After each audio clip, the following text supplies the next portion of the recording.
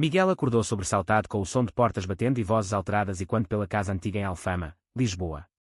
Seu pai, um pescador endurecido pelo mar, irrompeu no quarto, olhos flamejantes de raiva, segurando uma carta amassada que Miguel havia escrito para um amigo confidenciando sua orientação sexual.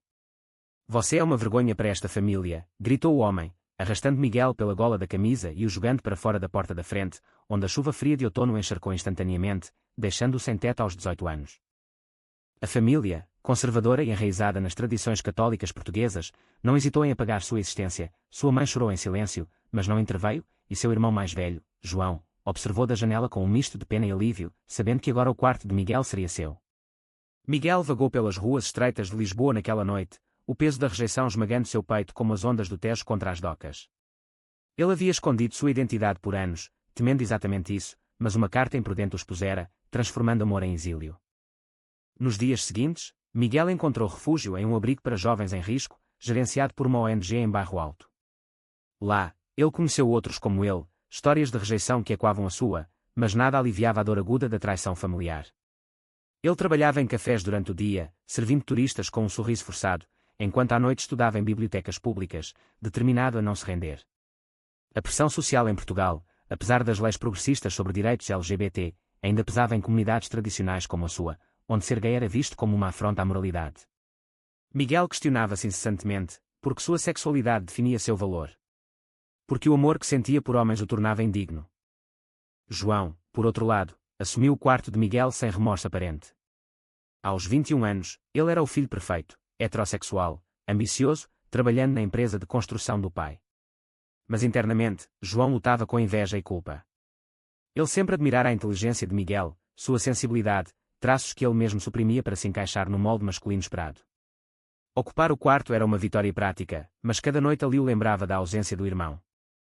A família fingia que Miguel nunca existira, proibindo menções a ele nas refeições, mas João ouvia sussurros na vizinhança: o filho dos santos foi embora por ser maricas. Isso o enchia de raiva deslocada, direcionada não ao preconceito, mas ao irmão por causar o escândalo. Anos se passaram. Miguel, agora com 25 anos, havia-se reerguido. Formado em Psicologia pela Universidade de Lisboa, ele trabalhava em uma clínica de saúde mental especializada em apoio a jovens LGBT. Sua vida era uma constante batalha contra o trauma, sessões de terapia o ajudavam a processar a rejeição, mas sonhos com a família o acordavam sono frio. Ele namorava esporadicamente, mas o medo de abandono o impedia de se entregar completamente. Em uma conferência sobre direitos humanos em Porto, ele ouviu palestras sobre reconciliação familiar, mas descartava a ideia, o que restava para reconciliar. João, aos 28, casara-se com Maria, uma professora devota, e tinha um filho pequeno. Sua vida parecia idílica, casa própria em Sintra, emprego estável. Mas rachaduras apareciam. Ele começava a questionar sua própria sexualidade, atraído por colegas homens no trabalho, pensamentos que reprimia com veemência. A pressão de ser o homem da casa o sufocava, e quando as expectativas que outrora empurraram Miguel para fora. Em uma viagem de negócios a Lisboa, João decidiu, impulsivamente, procurar o irmão. Ele havia ouvido rumores de que Miguel estava bem, e uma culpa latente o impulsionava. Ao encontrar o endereço da clínica de Miguel, João hesitou na porta. O reencontro não seria simples, anos de silêncio criaram um abismo. Miguel, ao ver João entrar em seu escritório, sentiu o mundo girar. "O que você quer aqui?" perguntou, voz tremendo de raiva contida. João, sem palavras preparadas, murmurou: "Eu sinto falta de você." Mas Miguel, endurecido pela dor, retrucou: "Você ocupou meu quarto no dia seguinte." "Sente falta do quê, exatamente?" A tensão no ar era palpável, o início de uma confrontação que desenterraria segredos enterrados. Miguel fechou a porta do escritório, o coração batendo forte. João sentou-se, evitando o olhar do irmão. "Eu não sabia o que fazer naquela época." "Pai era irredutível", justificou-se João. Miguel riu amargamente: "E você? Você poderia ter dito algo, me ajudado. Em vez disso, mudou suas coisas para o meu quarto como se eu fosse um fantasma." A conversa escalou rapidamente, vozes elevadas e quando memórias dolorosas. João admitiu a inveja que sentia, como Miguel sempre fora o inteligente, o sensível, enquanto ele era apenas o forte. Mas Miguel contra-argumentou: "Forte.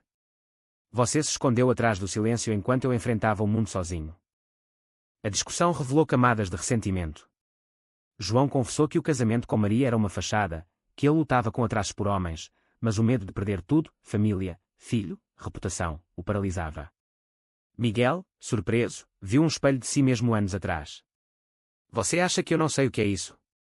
Mas eu paguei o preço por ser honesto. Você escolheu a mentira. A sessão terminou em impasse, com João saindo prometendo voltar, deixando Miguel abalado, questionando se perdoar era possível ou apenas outra armadilha. Dias depois, Miguel recebeu uma ligação da mãe. Seu pai está doente, câncer no pulmão. Ele quer ver você. O choque o paralisou. Voltar para casa significava enfrentar o passado, mas ignorar poderia significar arrependimento eterno. Ele debateu internamente, era uma oportunidade de closure ou uma manipulação.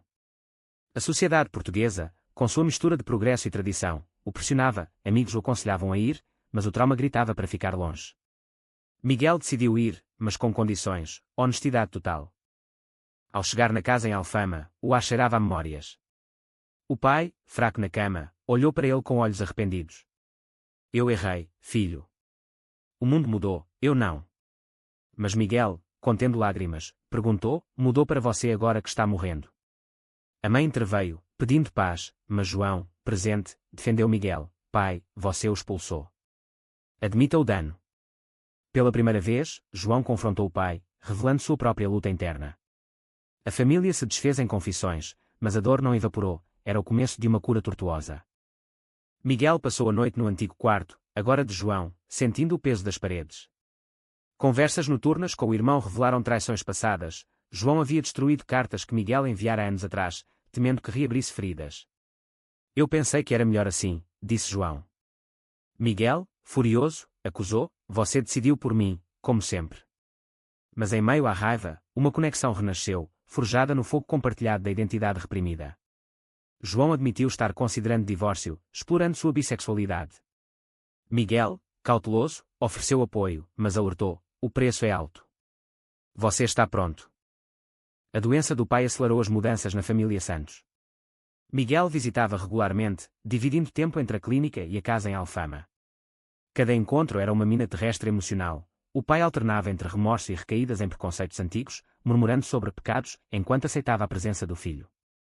A mãe, aliviada pelo retorno, cozinhava pratos favoritos de Miguel, mas evitava discussões profundas, preferindo a ilusão de normalidade. João, no entanto, tornava-se o pivô das tensões, sua própria crise interna transbordando para o grupo.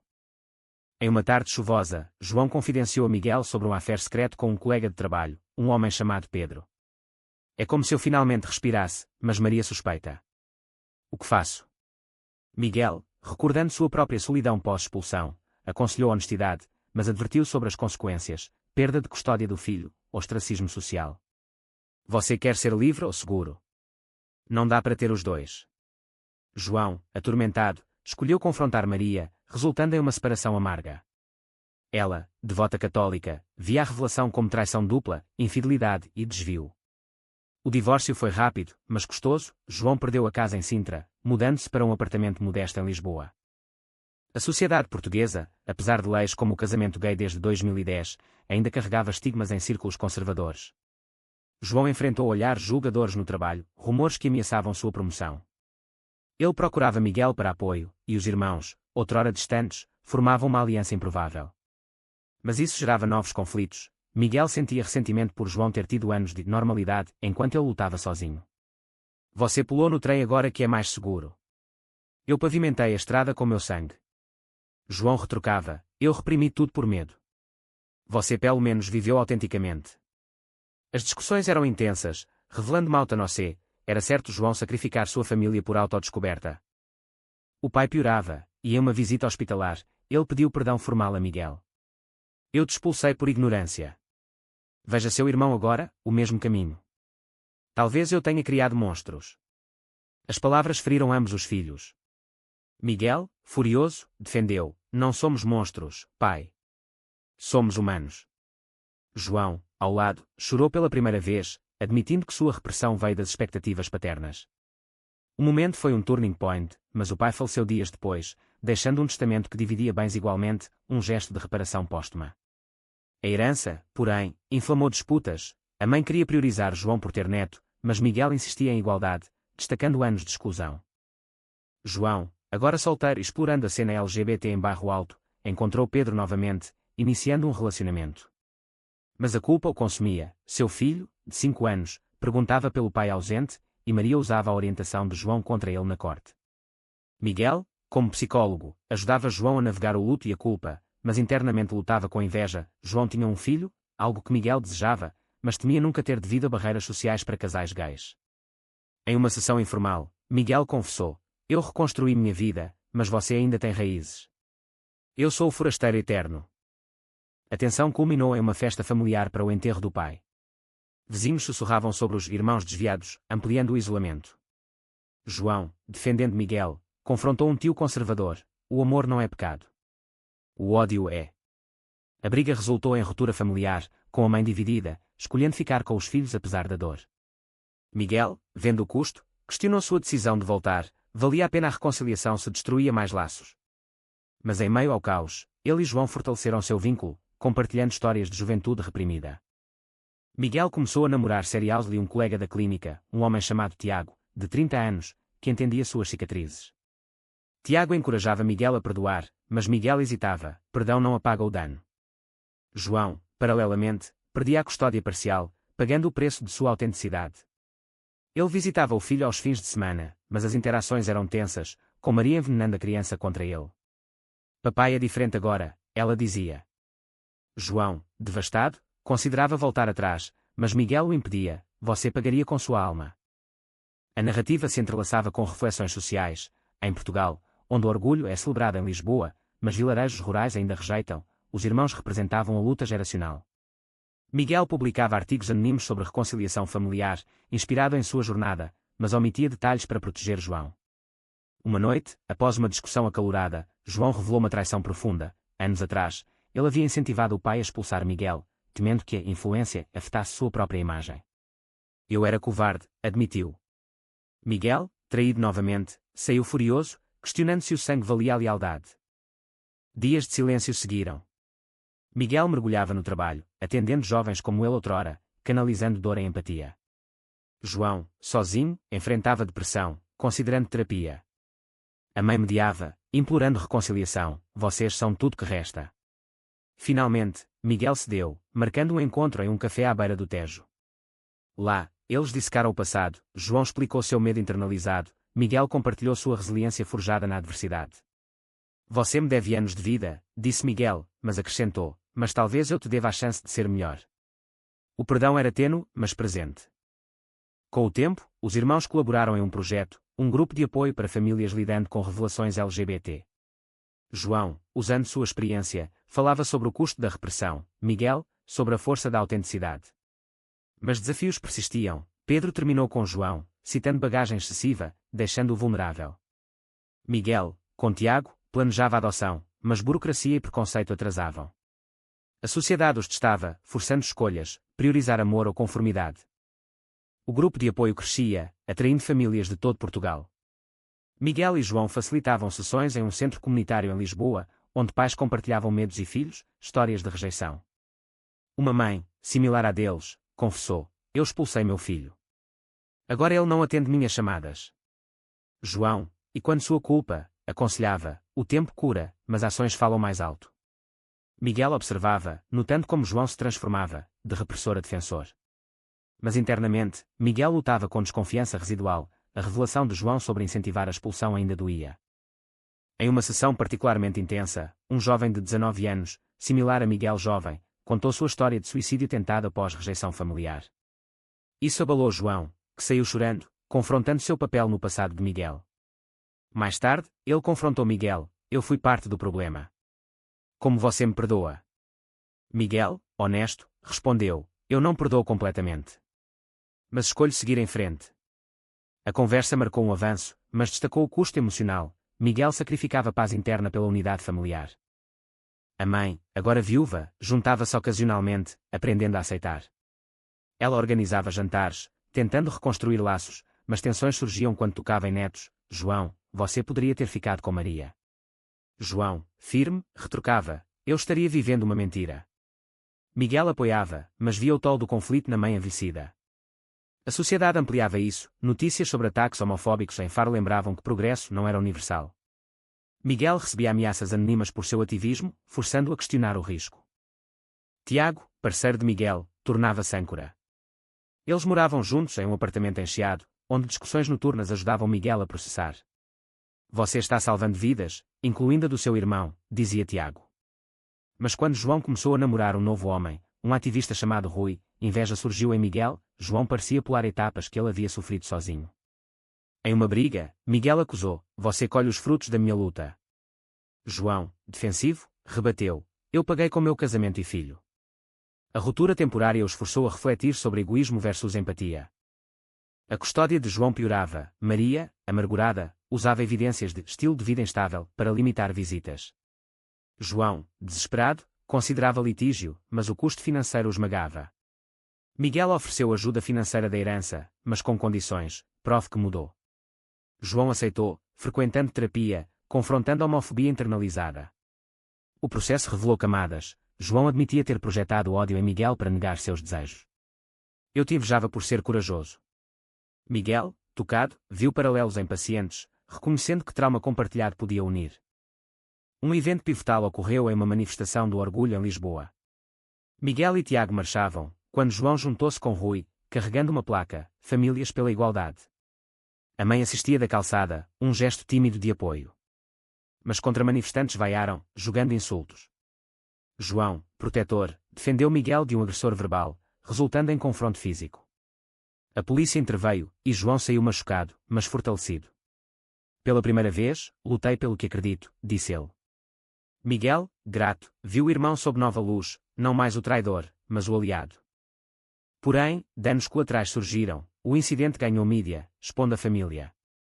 Vizinhos em Alfama ostracizavam a mãe, e o ex de João, Pedro, reapareceu, oferecendo reconciliação. João hesitou, tentado pela estabilidade, mas escolheu Rui, priorizando a autenticidade. Miguel, paralelamente, enfrentava burnout no trabalho, questionando se sua dedicação valia o esgotamento emocional. Tiago propôs férias, mas Miguel recusou: há muito a consertar. A narrativa escalava com uma crise. O filho de João, influenciado por Maria, recusou uma visita, chamando-o de anormal. João desabou, culpando-se. Miguel, intervindo, conversou com a criança, explicando amor em termos simples. Seu pai te ama, não importa quem ele beije. A interação, arriscada, melhorou relações, mas Maria processou por interferência. O tribunal, progressista, favoreceu João, concedendo mais custódia, uma vitória amarga, destacando Mautan, justiça versus vendetta pessoal. Miguel refletia sobre escolhas. Ele havia sacrificado anos de paz pela família.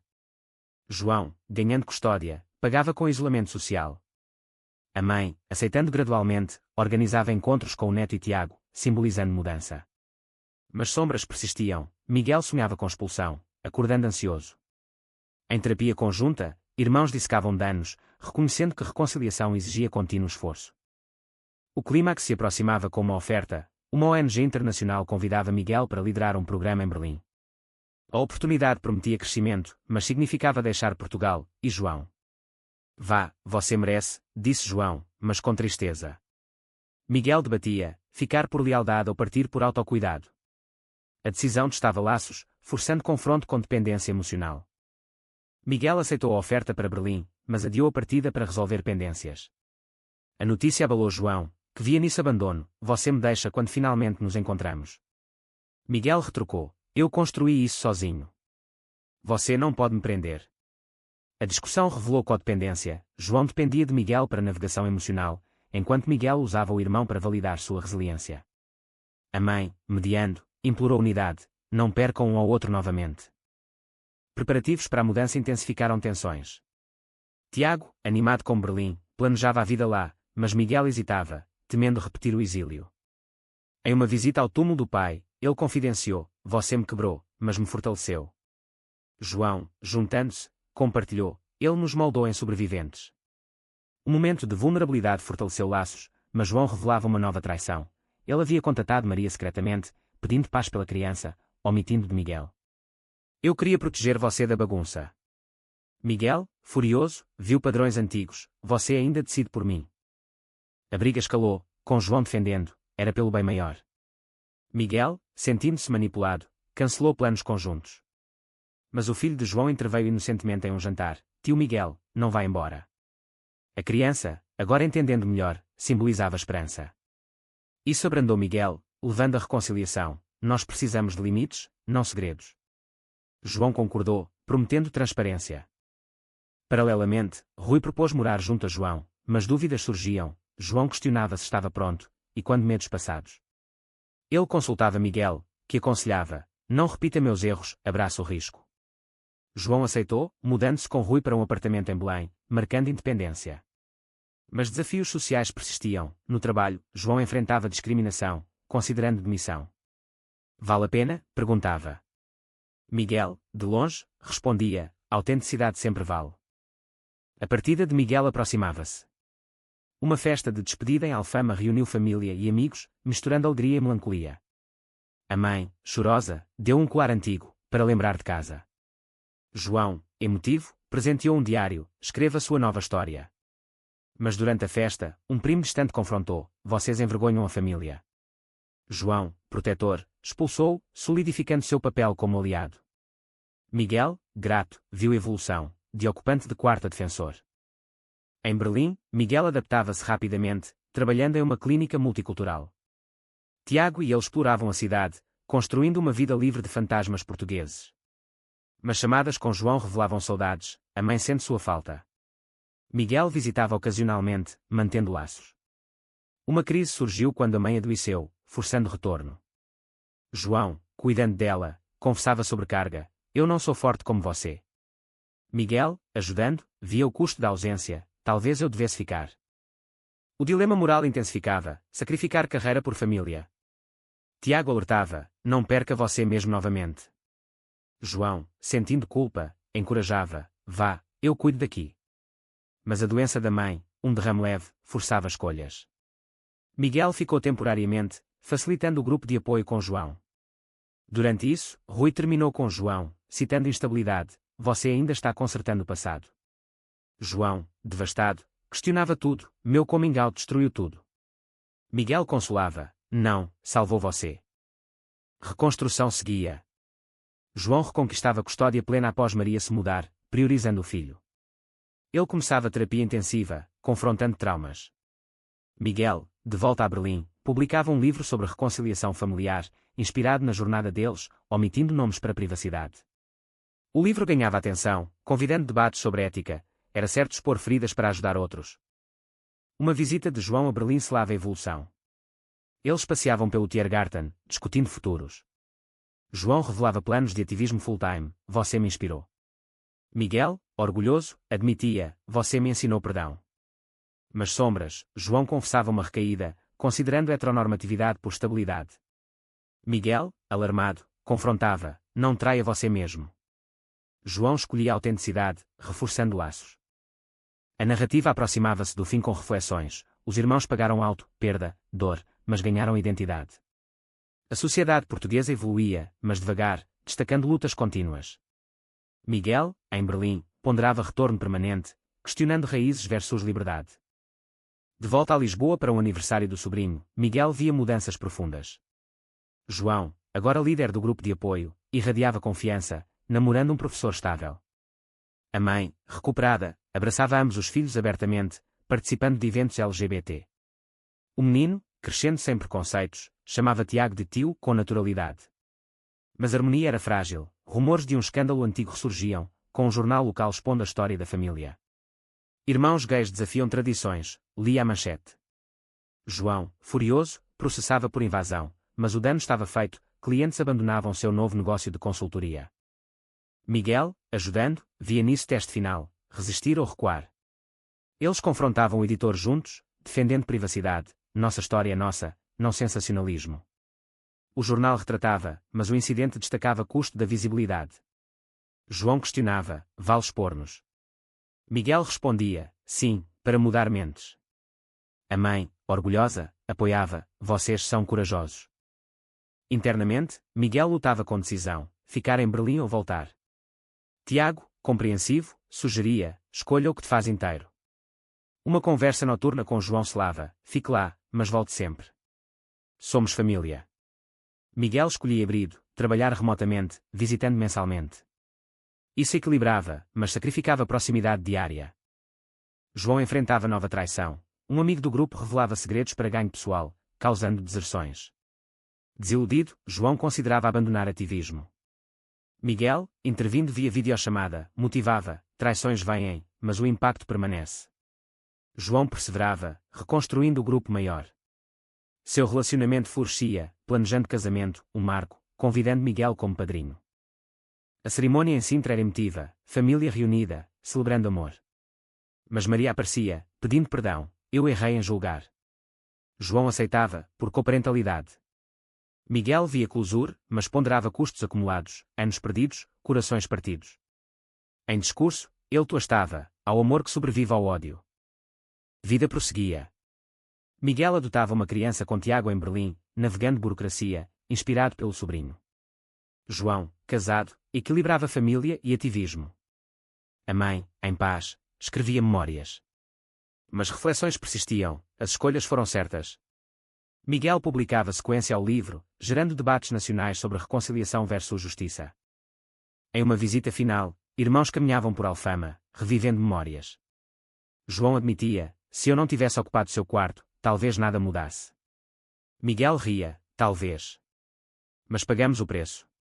Eles abraçavam, simbolizando jornada de dor à redenção. A história culminava em aceitação, mas com questões abertas.